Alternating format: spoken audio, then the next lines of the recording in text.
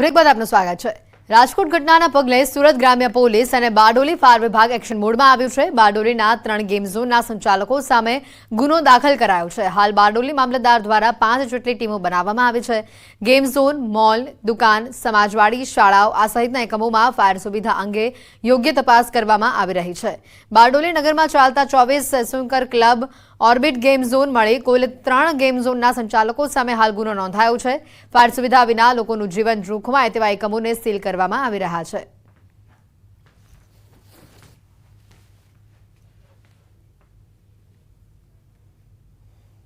Showroom, shopping mall, coaching institute, tuition class, શાળા, કોલેજો, હોસ્પિટલો, સમાજવાડી, પેટ્રોલ પંપ, સિનેમાગૃહો અને મનોરંજનના સ્થળો ઉપર તપાસ કરી અને વિગતો મેળવવા 5 ટીમની રચના કરવામાં આવેલ છે।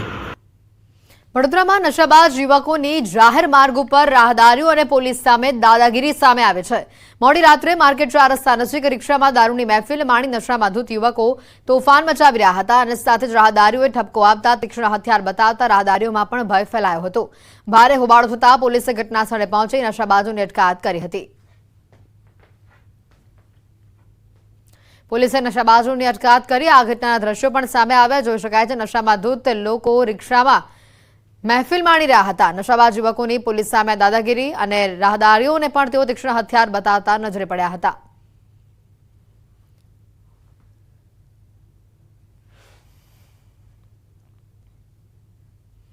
બુલેટિનમાં અત્યારે ફક્ત આટલું જ। રજા આપશો। નમસ્કાર।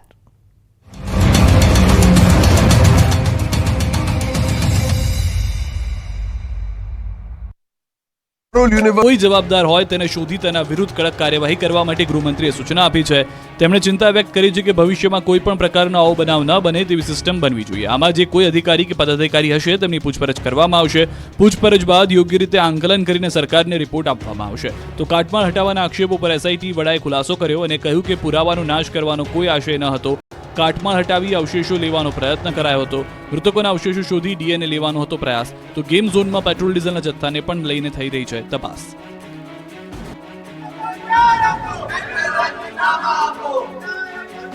રાજકોટ ટીઆરપી ગેમ ઝોન અગ્નિકાંડ મામલે કોંગ્રેસ આક્રમક મૂડમાં જોવા મળી રહી છે। કોંગ્રેસ દ્વારા કલેક્ટર કચેરી ખાતે વિરોધ પ્રદર્શન કરવામાં આવ્યું। વિરોધ પ્રદર્શન બાદ કોંગ્રેસના આગેવાનો દ્વારા સૂત્રોચ્ચાર કરી કલેક્ટરને આવેદનપત્ર આપવામાં આવ્યું। સાથે જ આરોપીઓ સામે સખત કાર્યવાહીની માંગ પણ કરવામાં આવી। આ સમયે હૈયું કંપાવી દેતી ઘટનાને લઈને કોંગ્રેસ નેતા ગાયત્રીબા ભાવુક થયા હતા અને ધ્રુસકે ચોથા આંસુએ રડી પડ્યા હતા। રડતા રડતા ગાયત્રીબા વાઘેલાએ કહ્યું કે આવી ઘટના ક્યારે ન બને। માસૂમોના મૃત્યુ થયા તો તટસ્થ તપાસ કેમ નહીં। રાજકોટમાં આગની ઘટના બાદ ગાઢ નિંદ્રામાં સૂતેલું તંત્ર સફાળું જાગી ગયું છે। દેખાડો કરવા રાજ્યભરમાં ફાયર સેફટીને લઈને તપાસના નાટક શરૂ કરાયા છે। ત્યારે સુરતના પૂણા વિસ્તારમાં ખાનગી શાળાઓમાં સીલ મારી દેવામાં આવી। શાળા બંધ કરાતા વિરોધનો વંટોળ શરૂ થયો। પૂણા ગામમાં ફાયર અને પાલિકાની ટીમે તપાસ હાથ ધરી હતી। 20 વર્ષથી ચાલતી નાલંદા શાળામાં ફાયરને લઈને તપાસ કરવામાં આવતા આ શાળામાં ન તો કોઈ ફાયરના સાધનો હતા ન તો ફાયર એનઓસી હતી। છતાં ગેરકાયદે 20 વર્ષથી બિલ્ડિંગ ધમધમી રહ્યું હતું, જેથી શાળાને સીલ કરાતા ખાનગી શાળા મંડળ સંચાલન સમિતિ દ્વારા વિરોધ કરવામાં આવ્યો। સમિતિ દ્વારા ફાયરની એનઓસી હોવા છતાં બિલ્ડિંગ ગેરકાયદેસર બતાવી સીલ કરાઈ હોવાના આક્ષેપ કરાઈ રહ્યા છે। જ્યાં સુધી તમામ શાળાના સીલ નહીં ખુલે ત્યાં સુધી અન્ય શાળાઓ પણ બંધ રાખીને વિરોધ કરવાની ચીમકી અપાઈ। ઘોડા છૂટી ગયા બાદ તબેલાને તાળા મારવા જેવો ઘાટ ઘડાયો છે। રાજકોટમાં 32 લોકો રાખ થયા બાદ હવે સરકારે કાયદાનો કોરડો વીંઝ્યો છે। સરકાર એક્શનમાં આવી ગઈ છે। રાજ્યભરમાં ગેરકાયદે ગેમ ઝોન સામે લાલાંક કરી છે। ગેરકાયદે ગેમ ઝોન માલિકો સામે ફરિયાદ કરવા આદેશ આપ્યો છે। મુખ્યમંત્રી ભૂપેન્દ્ર પટેલના માર્ગદર્શન હેઠળ ગૃહ રાજ્યમંત્રી હર્ષ સંઘવીની અધ્યક્ષતામાં યોજાયેલી બેઠકમાં કાર્યવાહી કરવા સૂચના અપાઈ છે। તમામ પોલીસ કમિશનર, જિલ્લા પોલીસ વડાઓને આગ દુર્ઘટનાની ગંભીરતાને ધ્યાનમાં રાખી આ પ્રકારની દુર્ઘટનાનું ભવિષ્યમાં ક્યારેય પુનરાવર્તન ન થાય તેની તકેદારી રાખવા આદેશ કર્યો છે। સાથે જ ગેરકાયદે ચાલતા ગેમ ઝોનમાં ચેકિંગ કરવા, ગેમ ઝોનનું ફાયર એનઓસી ન હોય તથા લાયસન્સ મેળવેલું ન હોય, નિયમોસર કાર્યવાહી કરેલી ન હોય તો માલિકો વિરુદ્ધ એફઆઈઆર દાખલ કરવા આદેશ આપવામાં આવ્યો છે। વેપારીઓ ચેતીને રહેજો। તાલાલામાં 3 મહિલાઓએ ખરીદીના બહાને વેપારીને લાખો રૂપિયાનો ચૂનો લગાવ્યો। ગીર સોમનાથના તાલાલા શહેરમાં એક જ્વેલર્સની દુકાનમાં મહિલાઓ દ્વારા ચોરીની ઘટનાને અંજામ આપવામાં આવ્યો। વેપારીની નજર ચૂકવીને મહિલાએ દાગીનાના બોક્સને થેલીમાં નાખ્યું। આ સમગ્ર ચોરીની ઘટના સીસીટીવીમાં કેદ થઈ। દ્રશ્યમાં જોઈ શકાય છે કે બુરખાધારી મહિલાઓ બાળકો સાથે એક સોનાની દુકાનમાં ખરીદીના નામે પ્રવેશે છે. બ્રિજ જ્વેલર્સના વેપારી સોનું બતાવવા માટે અંદર જાય છે, ત્યારે વેપારીની નજર ચૂકવીને 3 મહિલાઓમાંથી એક મહિલાએ દુકાનમાં પડેલ સોનાના દાગીનાનું બોક્સ ઉઠાવી તેને થેલીમાં નાખી દીધું. 25 ગ્રામ સોનાની ચોરી કરી તે ફરાર થઈ. આ અંગે વેપારીએ તાલાલા પોલીસમાં ફરિયાદ નોંધાવી હતી. વેપારીનું કહેવું છે કે અંદાજે 25 ગ્રામ સોનું એટલે કે પોણા 2 લાખ રૂપિયાની કિંમતના દાગીનાની ચોરી કરવામાં આવી છે. ગુજરાતમાં સ્માર્ટ મીટર લઈને શહેર સંગ્રામ છેડાયેલો છે. સુરતથી લઈને અમદાવાદ સુધી વિરોધ ફાટી નીકળ્યો છે. ત્યારે અમદાવાદના નરોડામાં વીજ કચેરીની ઓફિસ હાયના નારાઓથી ગુંજી ઉઠી. વસંત મસાલા. નેન્સી 22ની અડફેટે લેવા મામલે ન્યૂઝ સિટીના અહેવાલની અસર. અહેવાલ બાદ સગીરના પિતાની ધરપકડ.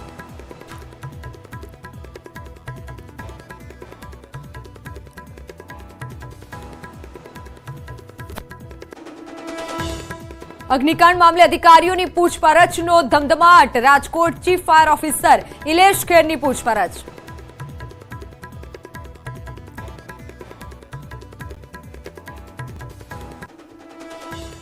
કચ્છ, પાટણ, બનાસકાંઠા અને સુરેન્દ્રનગરમાં 3 દિવસ ફૂંકાશે ભારે પવન. ગરમીમાં આંશિક રાહતની હવામાન વિભાગની આગાહી.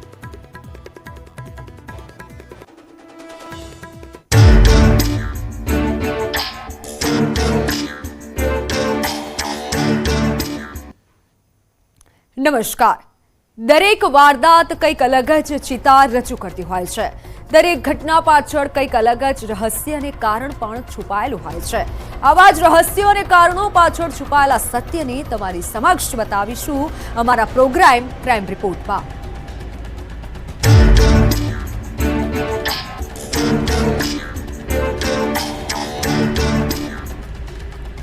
પ્રેમ સંબંધોમાં અનેકવાર લોહિયાળ ખેલ ખેલાતા જોયા છે. આ વખતે અમદાવાદમાં પણ કંઈક એવું જ બન્યું. ભેગા તો થયા હતા સમાધાન માટે, પણ અંત લોહિયાળ ખેલથી આવ્યો.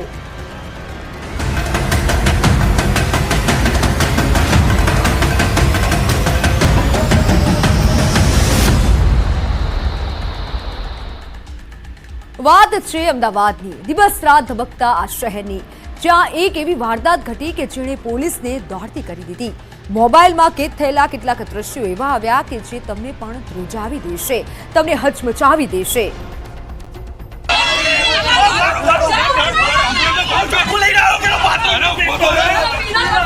અમદાવાદના માધુપુરામાં આવેલ ભારતનગર સોસાયટી.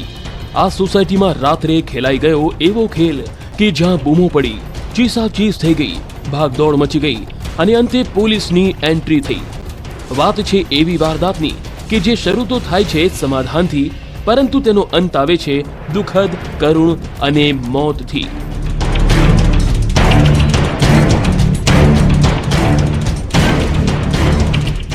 ઘેરા વાદળી રંગની ટી શર્ટ અને ગ્રે રંગનું જીન્સનું પેન્ટ પહેરેલ વ્યક્તિ આસપાસ બીજા 2 લોકો બૂમાબૂમ અને ક્રોધની જ્વાળામાં સળગતો હાથમાં ચાકુ લઈને ઉભેલો આ છે વિજય બોડાણા, કે જેના હાથમાં ચાકુ છે.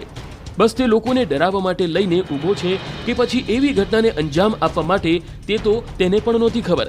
બસ સામસામે બોલાચાલી અને ઝઘડાએ એવું રૂપ ધારણ કરી લીધું હતું કે એક જ પરિવારના 3 લોકો મારામારી પર ઉતરી આવ્યા અને ઝઘડો કરવા લાગ્યા સમાધાન માટે આવેલા સિંધાભાઈ રાઠોડ અને વિનોદ પરાડિયા સાથે.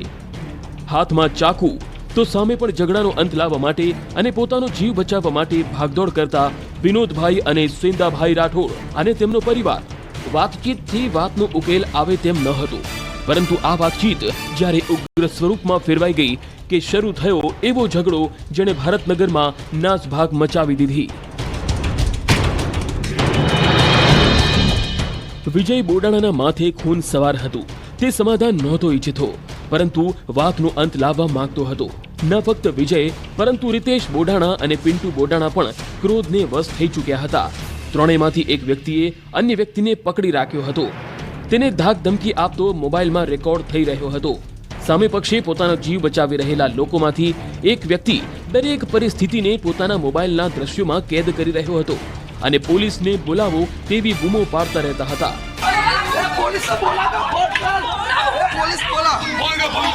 તો બીજી તરફ સામે પક્ષે સિંધાભાઈ અને વિનોદનો જીવ લેવા આતુર થઈ ગયા હતા કે ત્યાં જ વિજય બોડાણાએ કંઈ પણ વિચાર કર્યા વિના ગુસ્સાની આગમાં તૂટી પડ્યો વિનોદ પરાડિયા પર.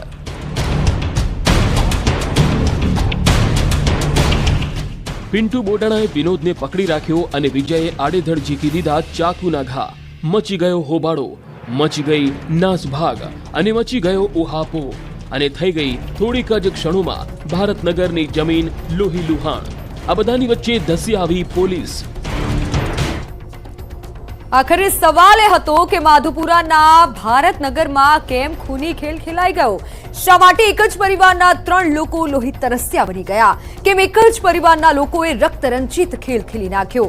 આ બધા જ સવાલોનો જવાબ ત્યારે મળ્યો કે જ્યારે પોલીસ ગિરફ્તમાં આવ્યા અપરાધીઓ.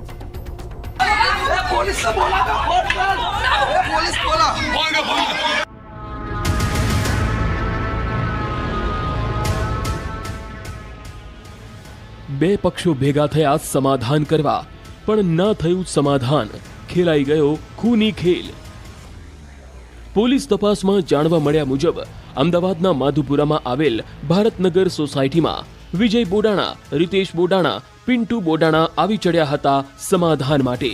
આ જ સોસાયટીમાં રહેતા વિનોદના સાળા સિંધાભાઈ રાઠોડના પુત્ર પ્રેમલના સમાધાન માટે. વાત હતી પિન્ટુ બોડાણાની ભાણી ખુશી સાથે સિંધાભાઈના પુત્ર પ્રેમલના પ્રેમ સંબંધની, જે વાતને લઈને બે પક્ષો ભેગા થયા હતા ભારતનગરમાં. બંને પક્ષો ઈચ્છતા હતા સમાધાન, પરંતુ પરિસ્થિતિ કંઈક અલગ જ સ્વરૂપ લઈ રહી હતી. વાતચીત ખતમ થઈ, પણ તે બાદ જે શરૂ થયું તેણે તમામને હચમચાવી દીધા. નહોતું વિચાર્યું કે ભારતનગરની ગલીમાં ખૂની ખેલ ખેલાઈ જશે. પોતાની ભાણી ખુશીને પ્રેમ કરનાર પ્રેમલનો પ્રેમ આરોપી પિન્ટુને મંજૂર ન હતો અને એ જ વાતનું સમાધાન કરવા પહોંચેલા એક જ પરિવારના સભ્યો તૂટી પડ્યા વિનોદ અને સિંધાભાઈ પર. અને વિનોદ પારડિયા પર કરાયો હુમલો. પિન્ટુએ વિનોદને ઝીક્યા ચાકુના ઘા. ભાણીના પ્રેમ સંબંધને લઈ ઉગ્ર બનેલા વિજય, રીતેશ અને પિન્ટુએ ખૂની ખેલ ખેલી નાખ્યો અને વિનોદના જીવનો અંત લાવી દીધો. જો કે વિનોદને તાત્કાલિક ગંભીર હાલતમાં સિવિલ લઈ જવાયો. ત્યારબાદ એસવીપી હોસ્પિટલમાં વધુ સારવાર માટે લઈ જવાયો, જ્યાં સારવાર દરમિયાન વિનોદનું નીપજ્યું મોત. દીકરીના લગ્ન સંબંધ બાબતનો હોય, એમની અંદર જે મરણ જનાર વિનોદભાઈ જે છે તે ત્યાં સમાધાન કરવા માટે ત્યાં એમના ઘરની બાજુમાં આવેલા હતા અને આ કામના આરોપી વિજયભાઈ શ્રવણભાઈ બોડાણા તેમજ રીતેશ શ્રવણભાઈ બોડાણા અને પિન્ટુ શ્રવણભાઈ બોડાણા પૈકીના પિન્ટુએ મરણ જનાર વિનોદભાઈને પકડેલા હતા અને વિજયભાઈએ તેના ડાબા પગના જાંઘના ભાગે એક તીક્ષ્ણ ધારદાર છરી જેટલા ઉપરાઉપરી ઘા મારી અને પુષ્કળ પ્રમાણમાં લોહી વહી જવાથી તાત્કાલિક એમને સારવાર માટે સિવિલ હોસ્પિટલ અસારવામાં રિફર કરવામાં આવેલા હતા અને સારવાર પછી ત્યારબાદ એમને વધુ સારવાર માટે એસવીપી હોસ્પિટલમાં લાવવામાં આવેલા હતા અને સારવાર દરમિયાન આ મરણ ગયેલા હતા. પ્રેમલ અને ખુશીના પ્રેમ સંબંધમાં સમાધાન માટે ભેગા થયેલા બે પક્ષો વચ્ચે ખૂની ખેલ ખેલાઈ જશે એ વાતની જાણ ન તો બોડાણા પરિવારને હતી કે ના પરાડિયા અને રાઠોડ પરિવારને. ભારતનગરની ગલીના ખૂણામાં વિનોદ પર આડેધડ ઘા ઝીકી મોતને ઘાટ ઉતારનારા વિજય બોડાણા સહિત પિન્ટુને ઝડપી પડાયો છે. જ્યારે હોસ્પિટલમાં સારવાર હેઠળ રહેલા રીતેશને પણ પોલીસ દેખરેખ હેઠળ રાખ્યો છે. પોલીસે મૃતક વિનોદના પુત્ર વિશાલની ફરિયાદના આધારે ગુનો નોંધી ત્રણેય સામે કાયદેસરની કાર્યવાહી હાથ ધરી છે. ત્યારે બે પ્રેમીઓ માટે સમાધાન કરવા ભેગા થયેલા બે પક્ષો વચ્ચે ખેલાયેલા ખૂની ખેલની દાસ્તાન અખબારોની હેડલાઇન જરૂર બની ગઈ. અમદાવાદથી સંજય ટાંક, ન્યૂઝ 18 ગુજરાતી, ક્રાઇમ રિપોર્ટ. કહેવાય છે કે શંકાની આગ જ્યારે મનમાં સળગે ત્યારે ના થવાનું પણ થઈ જાય છે. મનમાં શંકાના વમળો એવા ઊભા થાય કે તે અપરાધને જન્મ આપે છે. અમદાવાદના સોલામાં પણ કંઈક એવું જ બન્યું. બે સગા ભાઈઓના મનમાં સળગેલી શંકાની જ્વાળાએ એવી ઘટનાને અંજામ આપી દીધો કે તેઓ જઈ પહોંચ્યા જેલના સળિયા પાછળ. આખરે કેમ જોઈએ.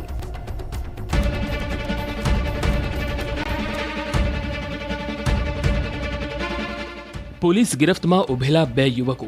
ચહેરો સામાન્ય, પરંતુ તેમના મનમાં ઘર કરી ગયેલી એક શંકાને એક એવું મોટું સ્વરૂપ આપી દીધું કે આજે તેઓ જેલની 4 દિવાલો વચ્ચે આવીને ઊભા રહી ગયા છે. આ બંને યુવકો પર લાગ્યો છે હત્યાનો આરોપ. જૈનમ ખંધાર, સુજલ ખંધાર. અમદાવાદની સોલા પોલીસે એ બે સગા ભાઈઓને ઝડપી પાડ્યા જેઓની પર લાગ્યો છે આરોપ હત્યાનો. એ પણ અન્ય કોઈનો નહીં, પોતાના જ પાડોશમાં રહેતા યુવકની હત્યાનો આરોપ. રાજ ઉર્ફે ભોલો ઘનશ્યામભાઈ, એ વ્યક્તિ કે જે અમદાવાદના એસજી હાઈવે પર આવેલા નિરમા યુનિવર્સિટીમાં આવેલી કેન્ટીનમાં કરતો હતો કામ, પરંતુ તેને પણ નહોતી ખબર કે જેની પાડોશમાં તે રહે છે એ જ બે યુવકો તેની હત્યા કરી યમલોક પહોંચાડી દેશે, તેની જીવન લીલા સંકેલી લેશે. માતા સાથેની બોલાચાલી બની મોતનું કારણ. બંને આરોપીઓ પકડાયા બાદ જે સત્ય બહાર આવતું ગયું તે પણ તમને જરૂરથી ઝકઝોળી મૂકશે. ગોતા હાઉસિંગમાં 25 મે 2024ના રોજ રાતના 10 કલાકે ખેલાઈ ગયો ખૂની ખેલ. પહેલા વિવાદ, બાદમાં માથાકૂટ અને પછી હત્યા. બંને પાડોશી છે અને એની માતા સાથે મરણ જનાર વાતચીત કરતા હોય અને તેની આ બે ભાઈઓએ ની માતા સાથે બોલાચાલી એના કારણે આ બીના બનવા પામેલ છે. શંકાની આગ બની મોતનું કારણ. માતા સાથે પ્રેમ સંબંધની શંકા. વાત જરૂર ચોંકાવી દેનારી હતી. આરોપીઓના પરિજનો સહિત આડોશ પાડોશના લોકોમાં પણ હડકંપ મચાવનારી હતી કે એક માતાના સંબંધો, એ પણ પાડોશમાં રહેતા વ્યક્તિ સાથે. પરંતુ પોલીસ તપાસમાં જાણવા મળ્યા મુજબ બંને સગા ભાઈઓના મનમાં ઘર કરી ગઈ હતી શંકા કે મૃતક રાજની સાથે તેમની માતાના પ્રેમ સંબંધો છે. બસ આ જ વાતની શંકાએ બંને ભાઈઓના મનમાં એવો ભૂકંપ લાવી દીધો કે બંને ભાઈઓ અને મૃતક રાજુ વચ્ચે અવારનવાર થતી રહેતી હતી માથાકૂટ. અને આ જ અંગત અદાવતમાં બંને ભાઈઓના માથે ખૂન સવાર હતું. અને 25 મેની રાતે 10 કલાકે ફરી પાડોશી રાજુ સાથે બંને ભાઈઓને માથાકૂટ થઈ અને બંને ભાઈઓએ કંઈ પણ વિચાર્યા વગર ધોકા અને ચપ્પુ વડે હુમલો કર્યો રાજુ પર અને ત્યાં જ રાજુનું ઢીમ ઢાળી દીધું. પરિવાર સાથે બોલાચાલી થઈ અને બંને સામસામે